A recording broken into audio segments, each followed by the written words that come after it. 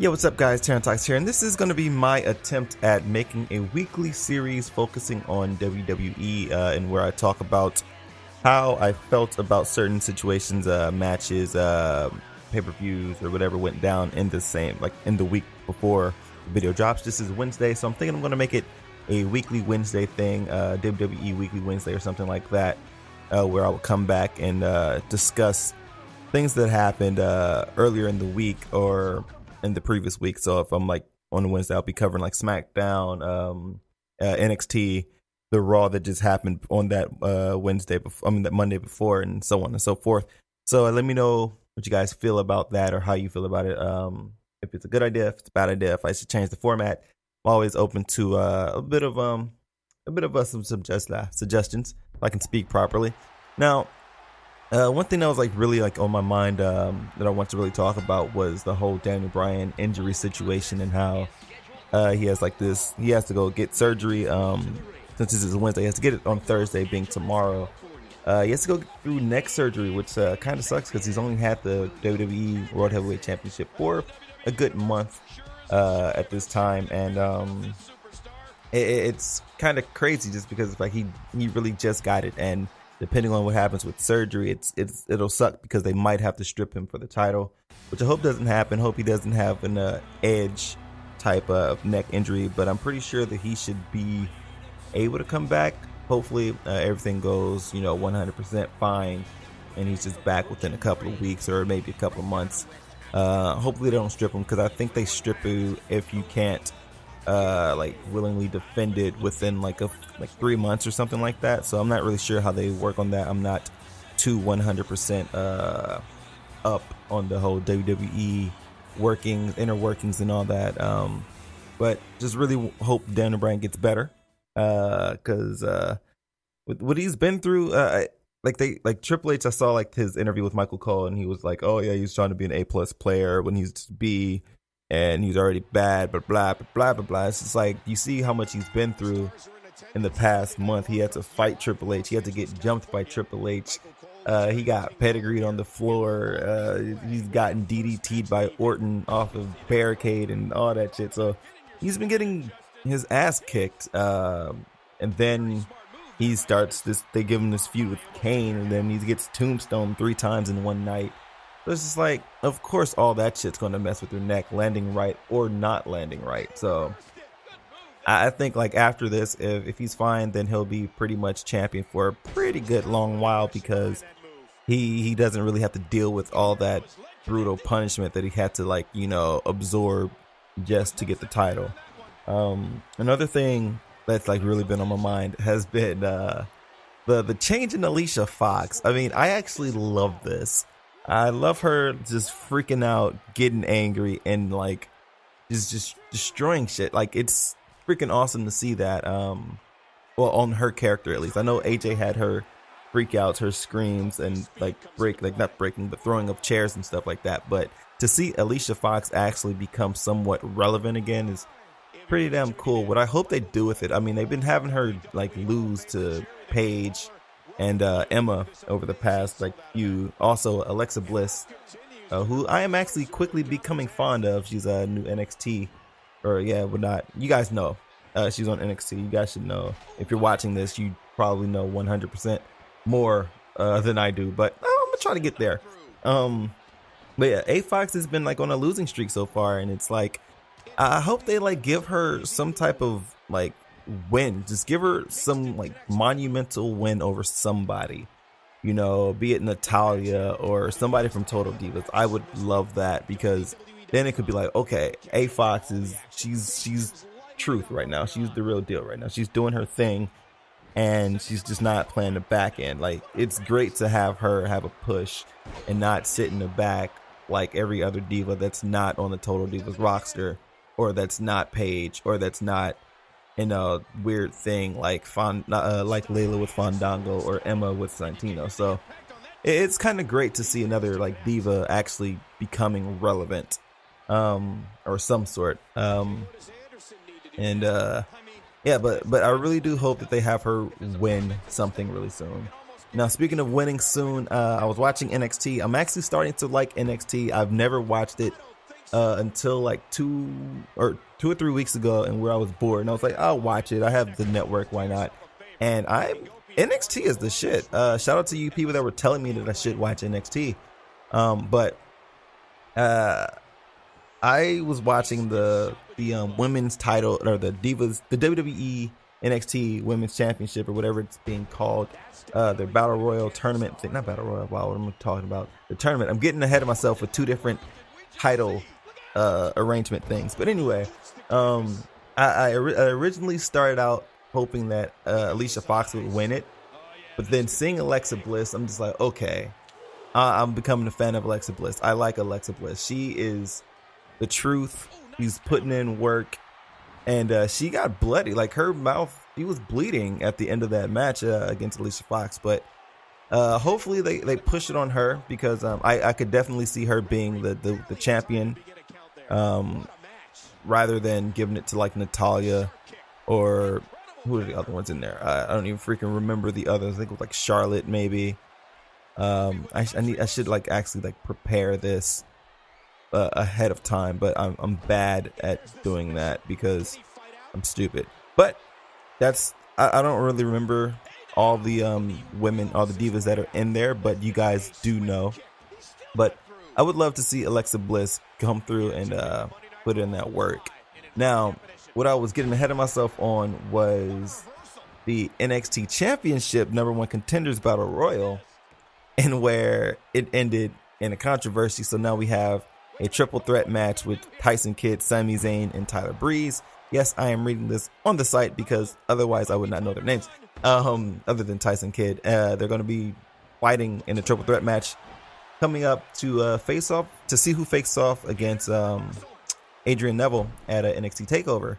Now, I mean, I know we got Sami Zayn, Tyler Breeze. I'm pretty sure they're great. I mean, again, I don't know much. I haven't watched NXT for a long period of time just yet, and whatnot. But I would definitely love to see Tyson Kidd grab this title. I mean, because he's been out with an injury for a bit. He's finally like got cleared like a few months back, I guess, like maybe late last year.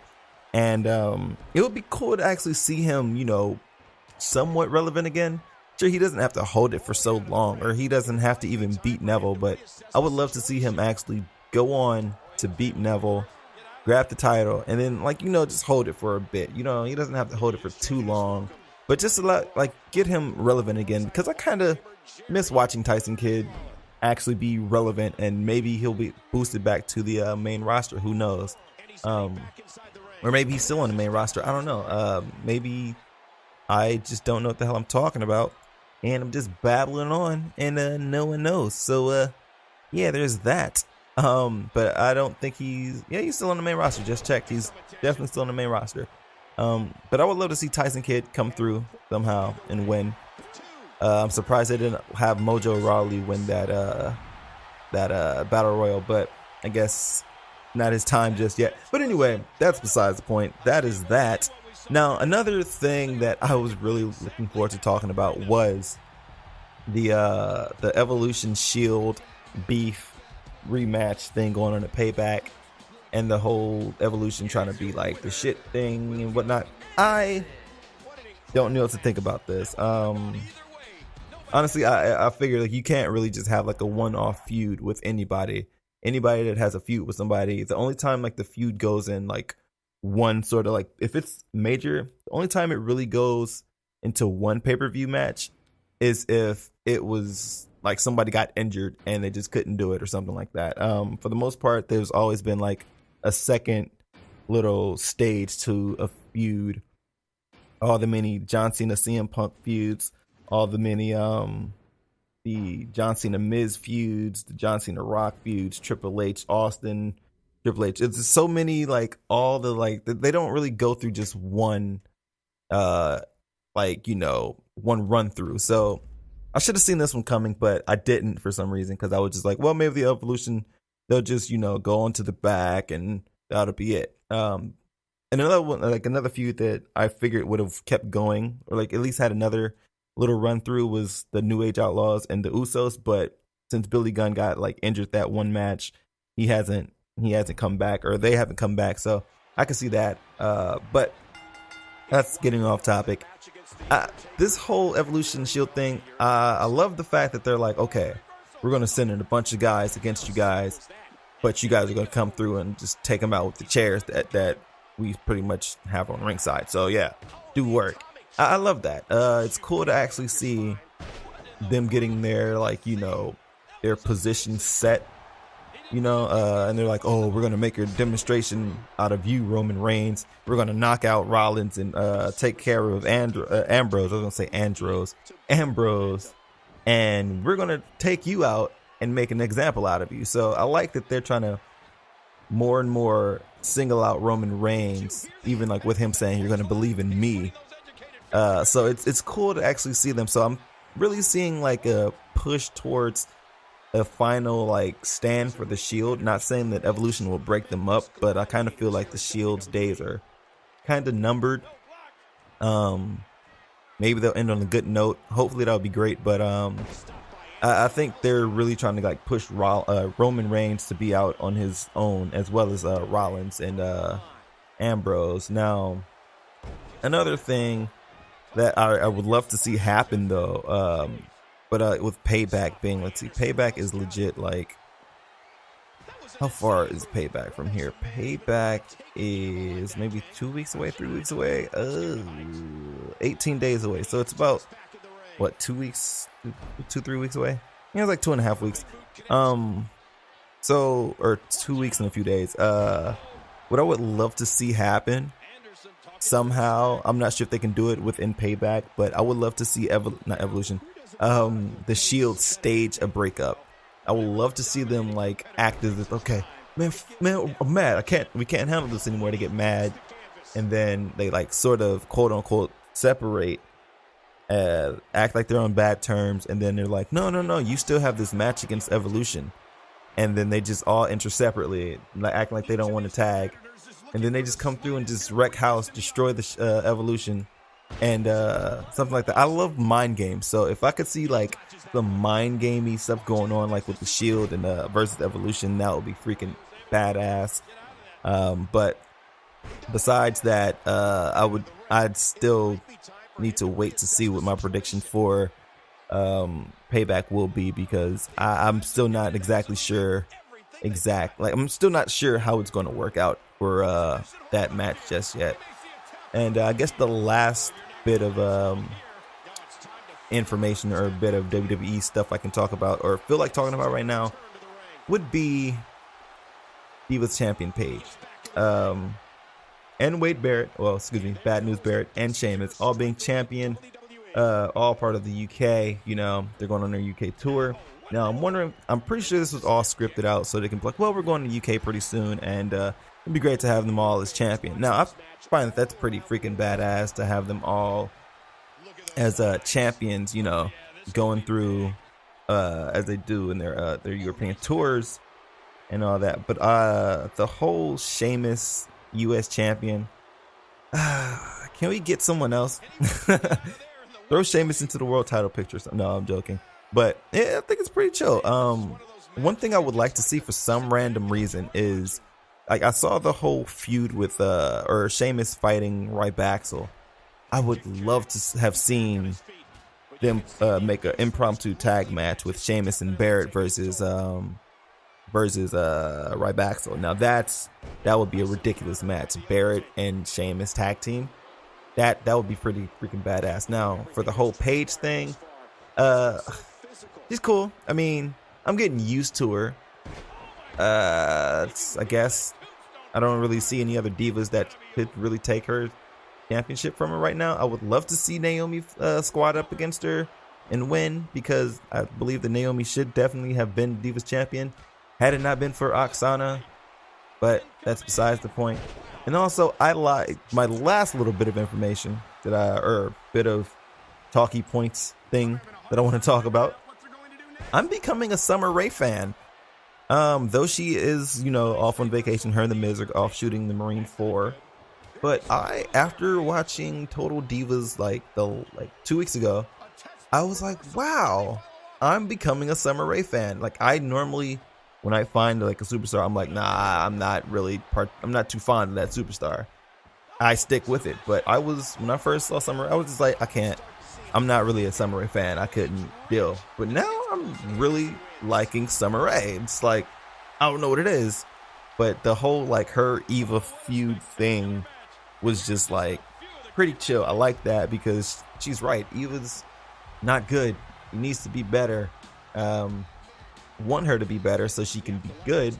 But then again, you know, you guys know who I want. I would love to see JoJo, you know, just freaking ace everything at the Performance Center, beast out on NXT when she gets on there, come through to the main roster, get the Divas Championship, because I think that JoJo is definitely going to be the future Divas Champion, regardless of who the hell has the championship.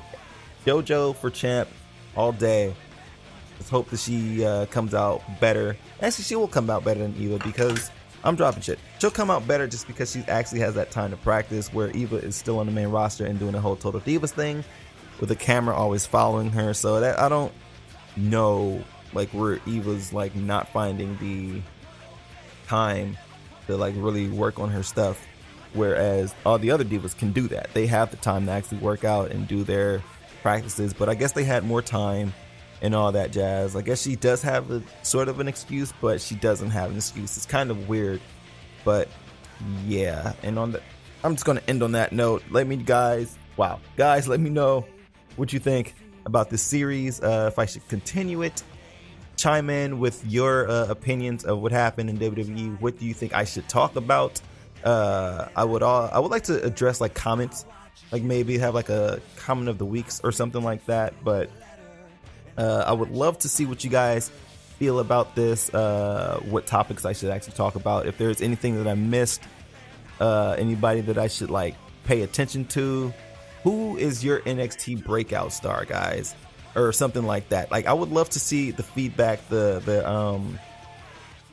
is the word I'm looking for? The coming togetherness of the comments, the community, whatever. I don't know, guys. You guys know what I'm trying to say. I'm screwing up because I want to go eat. And yeah, thank you guys for watching. This is TTarantox signing out. Peace out.